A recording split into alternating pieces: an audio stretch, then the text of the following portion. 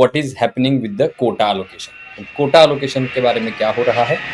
दूसरा, एक अपडेट आया है मिनिस्टरियल इंटरवेंशन के बारे में कि जो मिनिस्टरियल इंटरवेंशन जो अप्लाई करते हैं उन सभी को क्या इंपैक्ट करेगा ये मिनिस्टरियल इंटरवेंशन का ऑर्डर, ये जो नया आया है वो।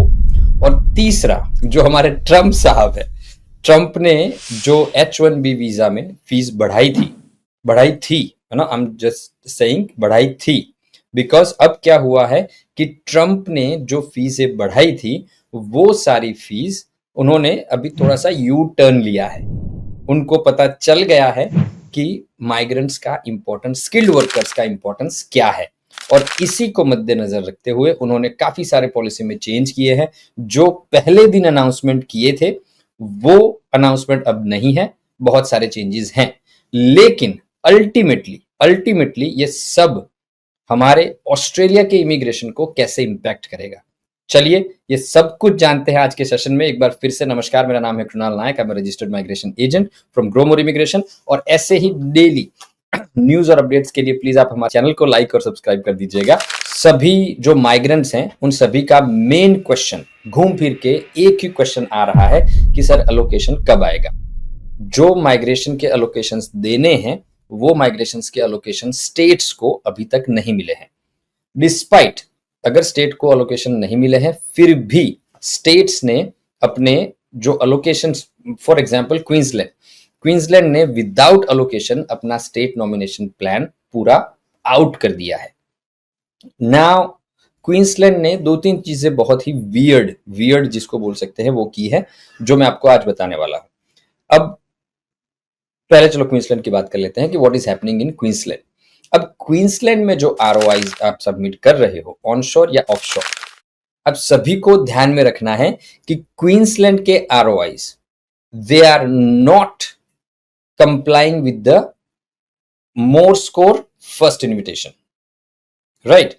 इसका मतलब क्या हुआ कि क्वींसलैंड के जो भी आरओआईज आप सबमिट करते हो, आपके 65 पॉइंट्स हैं, किसी के 75 है, किसी के 85 पॉइंट्स हैं, बट यूजुअल हमारा कंसेप्शन क्या होता है, हमारा अंडरस्टैंडिंग क्या होता है कि अगर हम 65 पॉइंट्स पे फाइल लॉन्च करते हैं और अगर कोई 85 पे लॉन्च करता है तो 85 पॉइंट्स वाले कैंडिडेट का इनविटेशन पहले आएगा।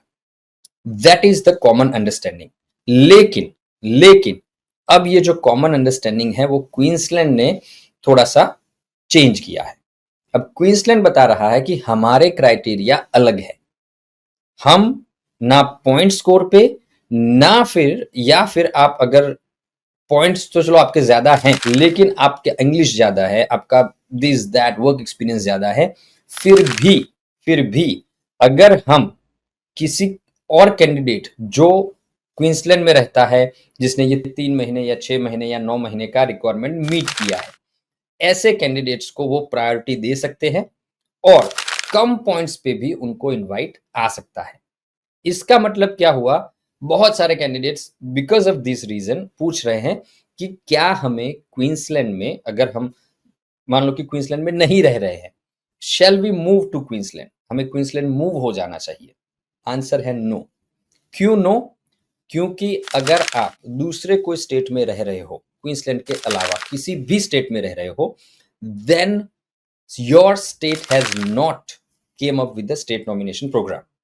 आपका स्टेट नॉमिनेशन प्रोग्राम लेके नहीं आया है अब तक। अब मेन जो चीज बताने चाहूंगा मैं कि क्वींसलैंड को पर्टिकुलरली आप देख रहे हो, लास्ट ईयर क्वींसलैंड के पास 600 फॉर 190 एंड 600 फॉर 491, ये दो अलोकेशंस उनके पास थे। अब इस साल क्वींसलैंड ने बताया है कि हमारा अलोकेशन बढ़ने वाला है। हम लास्ट ईयर तो क्वींसलैंड ने ही नहीं मांगा था कि हमें लेस कोटा चाहिए, है ना, इतना ही 600 दोनों के लिए। लेकिन नाउ व्हाट्स हैपनिंग, अब क्या हो रहा है कि अगर आप क्वींसलैंड में अप्लाई करने जा रहे हो तो नया जो कोटा मिलेगा, नया अलोकेशन मिलेगा क्वींसलैंड को, वो अलोकेशन मे बी 600 की जगह 1000 सीट्स मिल जाए, 2000 सीट्स मिल जाए, 3000 सीट्स मिल जाए।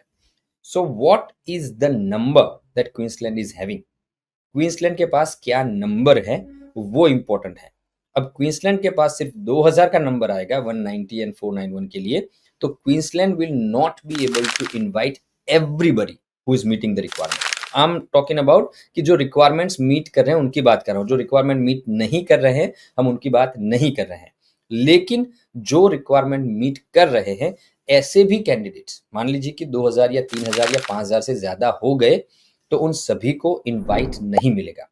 सो एट दिस मोमेंट अगर आप क्वींसलैंड में नहीं रह रहे हैं एंड अगर आप सोच रहे हैं कि should I move to Queensland right away, मुझे अभी अभी क्वींसलैंड मूव हो जाना चाहिए, मैं कंस्ट्रक्शन में काम करता हूं या करती हूं एंड मैं वहां पे जाऊंगा या जाऊंगी तो मुझे 3 महीने का वर्क एक्सपीरियंस मिल जाएगा, मेरे पास एम्प्लॉयर है, सो फोर्थ एंड सो ऑन, बहुत सारे कंसिक्वेंसेस हो सकते हैं। लेकिन लेकिन जब तक अगर आप क्वींसलैंड में नहीं रह रहे हो और आपके स्टेट का अलोकेशन या आपके स्टेट का ऑक्यूपेशन लिस्ट आउट नहीं हो जाता है, उससे पहले क्वींसलैंड मूव हो जाना एक जल्दबाजी हो जाएगी। सो आई रिक्वेस्ट एवरीवन, जो भी मेरा वीडियो देख रहे हैं उन सभी से बताऊंगा कि अगर, चलो नो डाउट क्वींसलैंड का प्लान बहुत अच्छा है, बहुत ही अच्छा है, specially for the construction workers, right.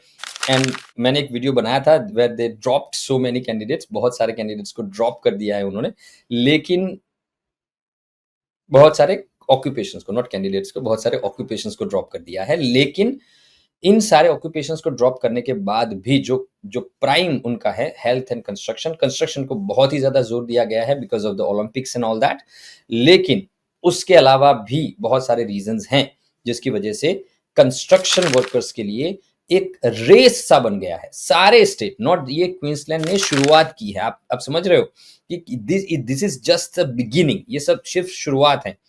अब आप समझिए कि क्वींसलैंड जो स्टेट लास्ट ईयर ऐसा बोल रहा था कि हमें सिर्फ 1200 लोग चाहिए as a migrant, entire state में 600 for this and 600 for that, so 1200 लोग हमें टोटल चाहिए।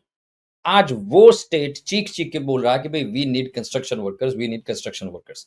सो अल्टीमेटली अगर आप देखो पूरा स्क्वायर जो बनता है, तो सारे स्टेट इवेंचुअली मुझे लग रहा है कि कंस्ट्रक्शन वर्कर्स के लिए सबसे ज्यादा बड़ी रेस होने वाली है।